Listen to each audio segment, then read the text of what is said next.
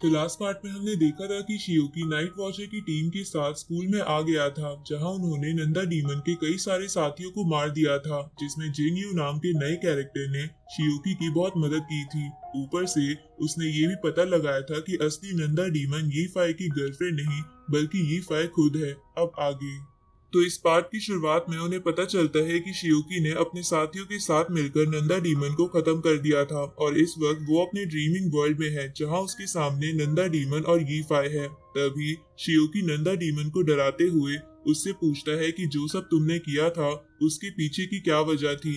इस पर नंदा डीमन कहती है कि हमारा क्लैन तो बस इंसानों से छुपकर रहना चाहता था, लेकिन एक दिन हमारे पास एंशिएंट गॉड चर्च का एक बंदा आया जिसने हम लोगों को डराकर कहा कि हमें तुम्हें पकड़कर लाना होगा, नहीं तो वो हमारे पूरे क्लैन को खत्म कर देंगे। इसलिए हमने ये सब प्लान किया, जहाँ शुरू में तो बस हम तुम्हें पकड़ना चाहते थे, लेकिन जब हमें तुम्हारी पावर्स का पता चला तब हम तुम्हें मारने पर मजबूर हो गए। ये सुनकर शियोकी उससे कहता है कि तुम्हारी इतनी प्लानिंग का क्या हुआ, आखिर में तो तुम मारी ही गई।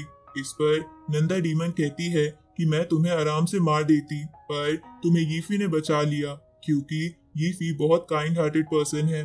इसलिए उसकी बॉडी के ऊपर काबू करने के बाद भी उसने तुम्हें बचाने के लिए अपना हाथ गवा दिया, क्योंकि उसे गम था कि वो पिछली बार तुम्हें अकेला छोड़कर भाग आया था जब तुम सभी क्लासमेट्स के पास डीमन आए थे। तो ये सब सुनकर शियोकी यीफाई के पास जाता है और देखता है कि उसकी लॉयल्टी रैंकिंग 85 है, लेकिन इस वक्त यीफाई बिल्कुल भी सही हालत में नहीं है, क्योंकि उसे समझ नहीं आ रहा था कि ये सब क्या हो रहा है और वो अचानक से कैसे मर गया। तो यी फाई की हालत देखकर शियोकी को समझ नहीं आ रहा था कि वो क्या करे। उसी वक्त शियोकी के सामने एक कॉन्ट्रैक्ट बाहर आता है जिसमें लिखा था कि अगर शियोकी चाहे तो यी फाई को अपने हॉस्पिटल की नर्स बना सकता है। तो शियोकी यी फाई को खत्म करने के बजाय उसे अपने हॉस्पिटल की नर्स बनाने का ही डिसाइड करता है, ताकि यी फाई यहाँ एक अच्छी जिंदगी जी सके। इधर यी फाई भी हॉस्पिटल का नर्स बनने के लिए मान जाता है और कॉन्ट्रैक्ट पे साइन कर देता है। इसके बाद शियोकी नाइक्स के पास जाता है, तो नाइक्स उसे देखकर पूछती है कि क्या तुम मुझसे मिलने आए हो। इस पर शियोकी बोलता है कि मैं आपको किसी से मिलवाना चाहता हूँ। अब शियोकी यी फाई को वहां बुला लेता है, जिसे देखकर नाइक्स उसे अपना ग्रैंड चाइल्ड समझकर गले लगा लेती है। तभी शियोकी धीरे से बोलता है कि नाइक्स की हालत ठीक नहीं है, इसलिए तुम्हें इसका ग्रैंड चाइल्ड बनने का प्रिटेंड करना है ताकि नाइक्स ठीक हो जाए। तो यी फाई इसके लिए मान जाता है और नाइक्स को अपनी दादी कहकर बुलाने लगता है। तो ये सुनकर नाइक्स बहुत ज्यादा खुश हो जाती है और उसके बारे में पूछने लगती है कि वो कैसा है। तभी शियोकी देखता है कि नाइक्स की हालत 23% ठीक हो गई है। आगे शियोकी कैप्टन से मिलने जाता है और उसे बता देता है कि मुझे कुछ सोर्सेज से पता चला है कि नंदा स्नेक डीमन वाला अटैक एंशिएंट गॉड चर्च ने प्लान करा था। तभी वहाँ मो आ जाता है और बोलता है कि स्कूल में अब सब कुछ ठीक हो गया है, लेकिन हमें नंदा स्नेक डीमन का हेड नहीं मिला। दूसरी तरफ हम देखते हैं कि शियोकी ने यी फाई की दादी के पास बहुत सारे पैसे भिजवा दिए थे और उन्हें ये लेटर भिजवा दिया था कि यी फाई किसी काम की वजह से दूसरी सिटी में गया हुआ है। साथ ही उसने यी फाई के भाई के लैपटॉप से सारे गेम्स डिलीट करके उसमें एजुकेशन वाली वीडियोस भर दी थी। इधर हम जिंग यू को देखते हैं जो एक अजीब सी जगह में होता है, जो असल में जिंग यू की सीक्रेट लैब थी। अब जिंग यू उस लैब में एक सूटकेस लेकर जाता है जिसके अंदर नंदा स्नेक डीमन का हेड था, जिसके बाद जिंग यू उस हेड को निकालकर कट करने लगता है क्योंकि वो उस पर रिसर्च करना चाहता था। हेड कट करने के बाद जिंग यू को उसमें से कुछ मिलता है, जिसे देखकर वो बहुत ज्यादा खुश हो जाता है और एविल तरीके से हंसते हुए अपने लैब के चूहों पर एक्सपेरिमेंट करने चला जाता है। अगले दिन हम कैप्टन और शियोकी को शॉर्ट ट्रेनिंग करते हुए देखते हैं, जहाँ ट्रेनिंग करते हुए कैप्टन शियोकी से कहता है कि मुझे अंदाजा नहीं था कि तुम कुछ ही दिनों में वैसे लेवल की पीक पर पहुंच जाओगे, इसलिए हम कुछ दिनों में तुम्हें नाइट वॉचर्स ट्रेनिंग कैंप में भेजने वाले हैं। इस पर शियोकी कैप्टन से पूछता है कि आप ऐसा क्यों कर रहे हैं, क्या ये सब कुछ एंशिएंट गॉड चर्च की वजह से किया जा रहा है। इस पर कैप्टन कहता है कि तुम एंशिएंट गॉड चर्च की चिंता मत करो, ट्रेनिंग कैंप को अटेंड करना हर किसी नाइट वॉचर के लिए मैंडेटरी होता है, इसलिए तुम्हें भी वहां जाना होगा और हो सकता है कि तुम वहां नए फ्रेंड्स बना लो। तो ये सुनकर शियोकी उसके लिए मान जाता है। इधर हम उसी नाइट वॉचर टीम के सीनियर कैप्टन को देखते हैं जो ट्रेनिंग कैंप के वाइस कैप्टन से मिलने आया था। जहां वो उस वाइस कैप्टन से कहता है कि नाइट वॉचर के कुछ मेंबर्स ट्रेनिंग के लिए तुम्हारे कैंप में आने वाले हैं। इस पर वो वाइस कैप्टन पूछता है कि पहले तो ट्रेनिंग की जगह दूसरी थी, तो तुम उस एडवांस जगह को छोड़कर मेरे जैसे टेम्पररी बेस में नाइट वॉचर को ट्रेनिंग करने के लिए क्यों भेज रहे हो। इस पर वो सीनियर कैप्टन वाइस कैप्टन को शियोकी की प्रोफाइल दिखाता है कि उसके पास किंग ऑफ एंजल की पावर है। साथ ही अब की बार बाकी स्टूडेंट भी बहुत ही खतरनाक है, इसलिए उन्हें भी सेफ रखना जरूरी है। अब हम एक एक करके उन सभी मेंबर्स को देखते हैं जो सब ट्रेनिंग करने के लिए आने वाले थे, जिसमें सबसे पहले लड़का था बाई ली, जो कि एक बहुत बड़े बिजनेस एम्पायर का मालिक था और इस वक्त वो एक पब्लिक बाथ हाउस में स्ट्रेंजर्स के साथ एक कार्ड गेम खेल रहा था, जहां उनसे जीतने के बावजूद भी बाई ली उन सबको बहुत महंगी महंगी घड़ियां दे देता है, क्योंकि उसे अपनी रिच लाइफ दिखाने का बहुत शौक था। इसके बाद बाई ली ट्रेनिंग कैंप की तरफ निकल जाता है। दूसरी तरफ हम एक छोटी लड़की को देखते हैं जिसे कुछ बुली परेशान कर रहे थे। तभी वहां पर किंगजू नाम का एक लड़का आ जाता है, जो कि एक जूनियर हाई स्कूल का चेयरपर्सन था। अब वो लड़का उन बुलीज को अपने दोस्तों से बहुत पिटवाता है और उस छोटी बच्ची को सेफली घर भेज देता है। इस तरफ हम पहाड़ों के टेंपल में युआन नाम के एक लड़के को देखते हैं, जो कि एक पापी था और करेंटली अपने पापों का पश्चाताप करने के लिए इस टेंपल में रहता था।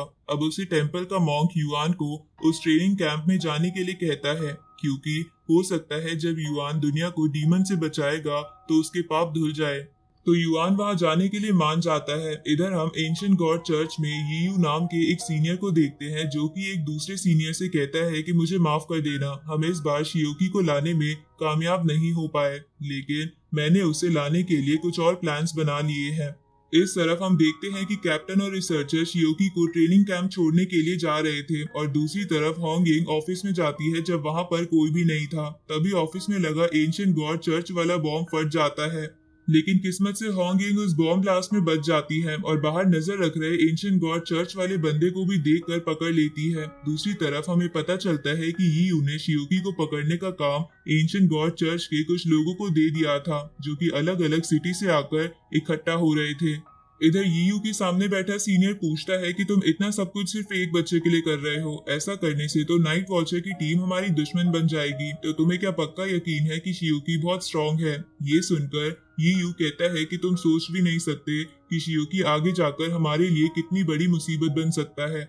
अगली सुबह हम ट्रेनिंग बेस को देखते हैं, जहां पर सारे ऑफिसर शियोकी के आने का वेट कर रहे थे, क्योंकि उन्हें लग रहा था कि शियोकी कोई संकी इंसान होगा जिसके पास डिवाइन पावर है। लेकिन जैसे ही वो देखते हैं कि शियोकी एक आम सा लड़का है, तो वो ये देखकर हैरान हो जाते हैं। तभी ऑफिस में वाइस कैप्टन आ जाता है और शियोकी को रिसीव करने के लिए एक ऑफिसर को भेज देता है। तो वो ऑफिसर शियोकी को पूरा कैंप दिखाते हुए उसके रूम की ओर लेके जाने लगता है, जहां जाते वक्त वो शियोकी से कहता है कि इस बार 239 कैंडिडेट ट्रेनिंग के लिए आए हैं। इस पर शियोकी ऑफिसर से पूछता है कि मैंने तो सुना था कि कुछ ही लोग नाइट वॉचर बन सकते हैं, पर 239 तो बहुत बड़ा नंबर है। जिस पर वो ऑफिसर बोलता है कि तुम्हें क्या लगा कि ये सभी लोग नाइट वॉचर बन जाएंगे? इनमें से जो भी ट्रेनिंग को कंप्लीट कर पाएगा बस वो ही नाइट वॉचर बन पाएगा। इसके बाद शियोकी उस ऑफिसर से पूछता है कि यहाँ पर पहले भी मेरे अलावा कोई ऐसा बंदा आया है जिसके पास डिवाइन पावर है? जिस पर वो ऑफिसर कहता है कि क्या तुमने मास टीम के कैप्टन के बारे में नहीं सुना? पर शियोकी को उस कैप्टन के बारे में कुछ नहीं पता था। तो वो ऑफिसर शियोकी से कहता है कि तुम्हें जल्द ही उस कैप्टन के बारे में पता चल जाएगा। इधर हम देखते हैं कि शियोकी का रूममेट कोई और नहीं बल्कि बाई ली था, जो अपने रूममेट के लिए कई सारे गिफ्ट्स लेकर आया था। तभी शियोकी रूम में जाता है, जिसे देखकर बाई ली अपना इंट्रोडक्शन देते हुए उसे गिफ्ट देता है, जिसके अंदर बहुत सारे रोलेक्स थी। तो शियोकी बाई ली से कहता है कि तुम मुझे रोलेक्स गिफ्ट क्यों कर रहे हो? ये सुनकर बाई ली को लगता है कि शियोकी को रोलेक्स नहीं पसंद, इसलिए वो उसे दूसरे ब्रांड की घड़ी देने लगता है। ये सब देखकर शियोकी बाइली से पूछता है कि तुम्हारी फैमिली घड़ी का बिजनेस करती है? जिस पे बाइली कहता है कि मेरी फैमिली बहुत सारे बिजनेस करती है और हालांकि मैं अमीर हूँ, पर तुम मुझे एक नॉर्मल इंसान जैसा ट्रीट कर सकते हो। तभी एक ऑफिसर सभी को ग्राउंड में आने को कहता है, जहाँ ग्राउंड में पहुंचने के बाद वाइस कैप्टन उन सभी कैंडिडेट से बोलता है कि मैं तुम सभी का हेड इंस्ट्रक्टर हूँ और तुम सब मेरे स्टूडेंट्स, इसलिए चाहे तुम किसी भी बैकग्राउंड से हो, तुम सब अपनी आइडेंटिटी भूल जाओ, क्योंकि मेरे सामने तुम सब कचरे के अलावा कुछ नहीं हो, जिन्हें मुझे सोल्जर बनाना है।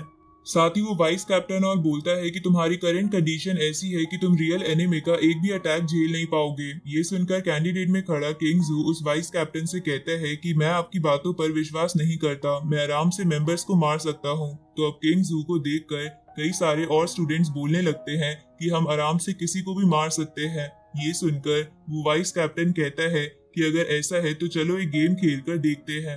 अब वाइस कैप्टन मास्क टीम को वहां आने का ऑर्डर देता है, जिसके बाद मास्क टीम बड़े कूल तरीके से वहां एंट्री लेती है।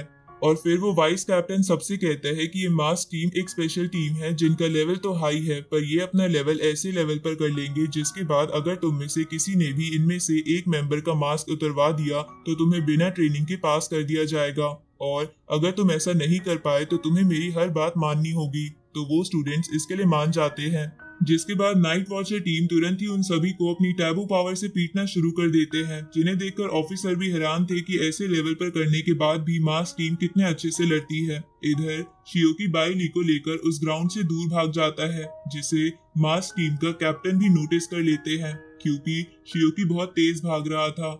दूसरी तरफ शियोकी बाइली को लेकर एक वेयर हाउस में आ जाता है जिसमें वेपन रखे थे, लेकिन वो वेयर हाउस लॉक था। तभी वहां पे एक रेड बाल वाली लड़की आ जाती है, जिसे देखकर बाइली को उससे प्यार हो जाता है। अब वो लड़की अपनी टैबू पावर से वेयर हाउस की गेट को तोड़ देती है, जिसके बाद वो सभी और बाकी कुछ स्टूडेंट्स उस वेयर हाउस से वेपन उठा लेते हैं। जहाँ वो रेड बाल वाली लड़की बस एक तलवार लेके वहां से जाने लगती है तो शियोकी उसे रोकते हुए कहता है कि मास्क टीम वाले लोगों के पास हाई रैंकिंग टैबू पावर्स है, इसलिए तुम उनसे अकेली नहीं जीत पाओगी। ये सुनकर रेड बाल वाली लड़की अपना नाम बताते हुए उनकी टीम से शामिल हो जाती है।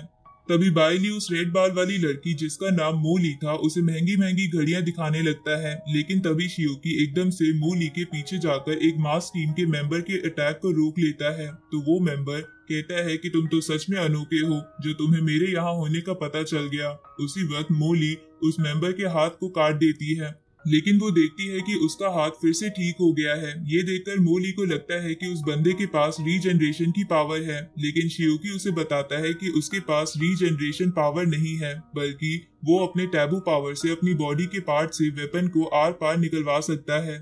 अब वेयर हाउस में खड़े सभी स्टूडेंट्स उस मेंबर को घेर लेते हैं, जिसके बाद वो शियोकी उन सभी से कहता है कि ये यहाँ अकेला है, इसलिए हम इसे हराकर आराम से जीत सकते हैं। तो ये सुनकर सभी स्टूडेंट्स अपने अपने वेपन्स लेकर लड़ने के लिए तैयार हो जाते हैं, लेकिन शियोकी देखता है कि बाई ली के पास कोई भी वेपन नहीं है। तभी हम देखते हैं कि बाई ली ने उस स्टूडेंट्स को बहुत महंगी महंगी घड़ियां देकर खरीद लिया, जो कि बाई ली की तरफ से उन सबसे लड़ने वाले थे। तभी बाई ली अपने लोगों से कहकर उस मेंबर से अटैक करवाता है, लेकिन वो मेंबर्स बच जाता है, जिसके बाद मोली और शियोकी उस पर स्वॉर्ड अटैक करने लगते हैं। पर तभी वहां पर मास्क टीम के बाकी मेंबर्स आ जाते हैं, जो वहां पर अपना डोमेन ओपन करके ग्रेविटी मैजिक एक्टिवेट कर देते हैं, जिसकी वजह से सभी स्टूडेंट को चलने में बहुत दिक्कत हो रही थी। लेकिन फिर शियोकी सभी स्टूडेंट्स के साथ प्लान बनाकर उन मास टीम के ऊपर एक्सप्लोजिव फेंकता है, जिन एक्सप्लोजिव को रोकने के लिए मास टीम को अपना डोमेन बंद करना पड़ता है ताकि उन्हें नुकसान ना हो। पर डोमेन डीएक्टिवेट करने के बाद भी वो एक्सप्लोजिव फट जाते हैं, लेकिन मास टीम एक पोर्टल की मदद से बच गए थे और दूसरी तरफ शियोकी ने भी सभी को बचा लिया था।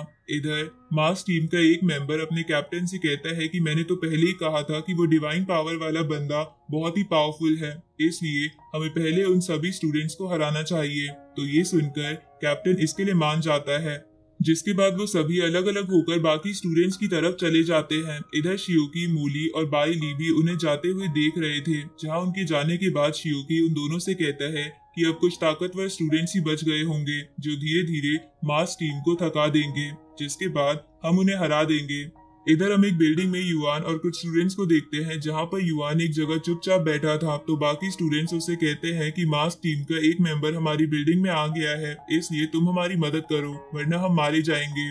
पर युआन इस गेम को हारना चाहता था, इसलिए वो कुछ भी ना करके बस बैठा रहता है और बस अपने पास्ट के किए कर्मों को याद करके दुखी होने लगता है। तभी हम देखते हैं कि वहां पर किंग जू भी था, जो देखता है कि उसके टीम के सारे मेंबर्स को एक मास टीम के मेंबर ने हरा दिया है, जो कि इनविजिबल होकर उन सबसे लड़ रहा था। तो किंग जू एक बबल बनाकर अपने ही टीम मेंबर्स को उसमें फंसा देता है, जिसकी वजह से उनका दम घुटने लगता है। इसके बाद किंग जू उस मेंबर से कहने लगता है कि तुम जल्दी से अपना मास्क हटा लो वरना मैं इन स्टूडेंट को जान से मार दूंगा। ये सुनकर वो मेंबर बोलता है कि तुम ऐसा कैसे कर सकते हो, ये तो बस एक गेम है और तुम कैसे इंसान हो जो कि बस एक गेम में अपने दोस्तों को मार रहा है। ये सुनकर किंग जू उससे बोलता है कि मैं तुम्हें 5 सेकंड देता हूँ, अगर तुमने 5 सेकंड में मास्क नहीं हटाया तो ये सब मारे जाएंगे। ये सुनकर वो मेंबर अपना मास्क हटाने लगता है, लेकिन तभी वहां पर मास्क टीम की एक और मेंबर आ जाती है जो किंग जू पर हमला करके उससे उस बिल्डिंग से बाहर फेंक देती है। इसके बाद किंग जू अपने दोस्तों से कहता है कि हमारा प्लान फेल हुआ, इसलिए तुम सब यहाँ से भाग जाओ। ये सुनकर वो सभी स्टूडेंट्स तुरंत ही उठकर वहां से भागने लगते हैं। असल में ये सब किंग जू का प्लान था जो अपने दोस्तों से दम घुटने का नाटक करवाता है ताकि वो उस मेंबर्स को ब्लैकमेल करके उसका मास्क उतरवा सके। लेकिन जब ये बात उस मेंबर को पता चलती है तो वो किंग जू पे अटैक करने के लिए आगे बढ़ता है, लेकिन तभी किंग जू उसे अपने बबल में फंसा देता है। दूसरी तरफ हम देखते हैं कि वो नाइट वॉचर का कैप्टन और होंग यिंग उस पकड़े हुए एंशिएंट टेंपल के बंदे को पीट कर पूछताछ कर रहे थे, जहां उन्हें उससे पता चलता है कि शियोकी को पकड़ने के लिए एंशिएंट टेंपल ने कुछ लोगों को बुलाया है। अब इसी के साथ ये पार्ट यहीं पे खत्म होता है।